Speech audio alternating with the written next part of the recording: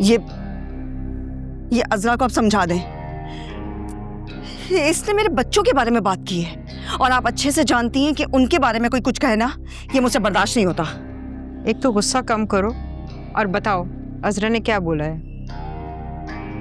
अम्मी उससे मुझे घर जाने, मुझे मेरे बच्चों के पास जाने की बात की है। मतलब इस घर पे बहू का राज है, बेटियों की कोई हैसियत नहीं है क्या? और आपको पता है उसके लहजे में जो हकारत थी ना, ऐसा लग रहा था कि वो मुझे कोई कीड़ा मकोड़ा समझती हो। देखो शुमाइला, तुमने आसिफ को यहाँ बुलाने से मना करवा दिया। तुम यहाँ पे इस तरह से रहोगी तो लोग बातें तो बनाएंगे ही ना।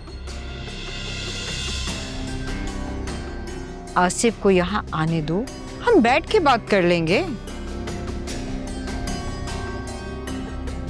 तो आप ये कहना चाहती हैं कि मुझे धक्के मार के इस घर से निकाल दिया जाए?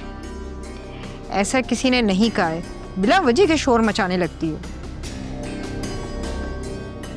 हम तो यही चाहते हैं ना कि तुम अपने शौहर और बच्चों के साथ इज्जत से रहो। आ गई ना बहू की बात आपकी जुबान पर? अम्मी आप भी उससे डरने लगी हैं, क्योंकि जैसा वो सोचती और बोलती है ना, आप भी बिल्कुल वैसे ही बोल रही हैं। ऐसी बात नहीं है शुमाइला, हम तुम्हारी और बच्चों की बेहतरी चाहते हैं। अरे निकलो इस जिंदगी से, अपने घर में जाके सुकून से रहो। अम्मी ये नहीं हो सकता। मैं आपकी बेटी हूं और आप मुझे जबरदस्ती इस घर से नहीं निकाल सकती। मैं तुम्हें जबरदस्ती नहीं निकाल रही हूँ, मैं तो बस बिला वजह के मसले का हल चाहती हूँ। अम्मी मसला तो अब बिगड़ेगा। आप मुझे काट कर फेंक तो नहीं सकती। मैं इस घर से कहीं नहीं जाऊंगी। हाँ, इस घर से अगर कोई जाएगा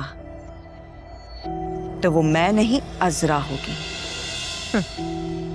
मैं समझ गई, तुमने ही उसकी तलाक की बात की थी ना?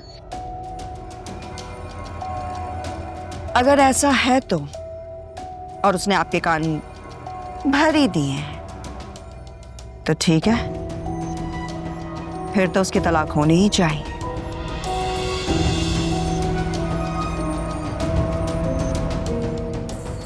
और अगर ऐसा हुआ ना, तो अम्मी आप एक बहुत बड़े नुकसान के लिए तैयार रहिएगा।